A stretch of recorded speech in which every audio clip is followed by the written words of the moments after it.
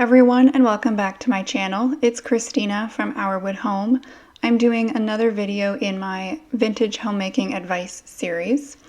This is from the United States Department of Agriculture. It was a radio broadcast. I believe the title of the radio show was called Housekeepers Chat. This was originally broadcast on April 15th, 1930. And the subject of this radio bulletin is The Homemaker and Her Goal, with quotations from an article by someone named Lita Bain.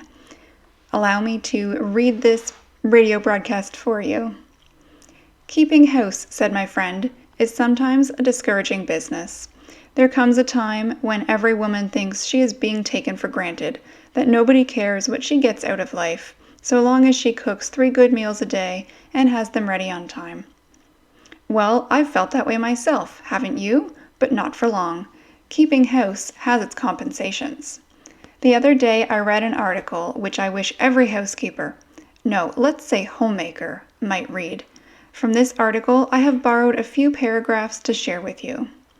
I sometimes think, writes Lita Bain, the author of this article, I sometimes think that home and families furnish the greatest motive power in the world, greater than steam, greater than electricity or anything else. Incentives to work come largely from a desire to give our families what they need and will enjoy. Some of our finest rewards come from their enjoyment of what we have done for them. The very center of our universe is usually our home. If you've ever worked at the next desk when a man's wife or child is ill and have seen him try to vainly keep his mind on his work, you realize how vital are the forces at work in family life. Or if you've even seen this same man at home, if he shows you his garden, his workshop, the slide he made for his children, if you've seen his satisfaction and pride in the hospitality his wife extends to you, you know what some men live for. I have often wished, continues the writer, that a professional spirit could be developed among homemakers to give them a pride in their work such as physicians, nurses, and teachers feel in theirs. These professions are motivated by a great desire to serve mankind. It is a solemn responsibility and a great honor to have the health and education of people entrusted to you. I shall skip a few paragraphs here to the next column wherein Miss Bain asks this question. Do not homemakers need a professional attitude, access to special training in some form, greater appreciation of the importance of their job? Do not homes need a well-defined purpose? I get so discouraged, said one wife. I knew I was a successful mathematics teacher, but I didn't know whether I'm a successful homemaker or not. I wish there were some standards for success such as I had in teaching. Though no standards are to be had as yet, Miss Bain makes a few suggestions for our consideration. Let's run over them quickly. In the first place, since you and I and our neighbors do 85% of the retail buying, we should have knowledge of the value and use of money. A certain judge has estimated that 90% of the domestic upsets that bring people to his court arise from money difficulties. Many women need to be impressed with the fact that money is an important tool that must be used skillfully, if the results are not to be disappointing. Some women unaccustomed to handling money have a somewhat frivolous attitude towards it. This reminds me of something I heard the other day. There's a certain man in our city who makes a salary of $5,000 a year. Does his wife know it? She does not. She thinks I'm still making $4,500, the man told me. If it weren't for that extra $500 she knows nothing about, I couldn't make ends meet. Are you surprised at his statement? I was. I told him so. He replied that there are many men in a similar position.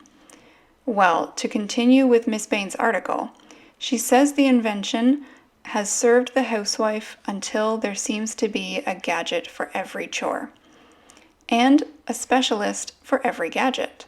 The butcher, the baker, the candlestick maker can scarcely recognize the new experts that have been added to their number, the canner, the plumber, the electrician, and all the others you know so well. How do the new inventions affect you and me and our neighbors? We must be able to take proper care of our machinery. Most difficult of all, we must know when to call in help from an expert. The electric iron may refuse to heat. Is it a fuse blown? We should be able to replace it. Another thing we should know is how to choose equipment necessary for efficient housekeeping. Will you give special attention to the next paragraph? There are very few of us it doesn't hit. War, furious and uncompromising war, should be waged against broken-down egg beaters, dull paring knives, and the 101 incompetent tools that the housekeeper too often gets along with. Take a long look into your kitchen table drawer. Is everything there ship-shape, nothing worn out, annoying because it doesn't work well? Everything the best you can afford? How much irritation and fatigue the average homemaker would save herself were she to keep herself always provided with tools in good condition. And many of them are so cheap that the price of one movie show would only supply one or more of them. Is your home mechanically efficient? That's all of that paragraph. You can see why I asked you to give it special attention. I wonder why it is that most women are so careless about their kitchen tools. Every once in a while, I find myself using an old, worn-out piece of kitchen equipment, which would only cost 25 or 30 cents to replace. On to the next paragraph about our responsibilities as homemakers. We all need milk, and growing children need it in considerable quantities. We all need fresh fruits and vegetables. It goes without saying that homemakers should know the simple principles of adequate nutrition.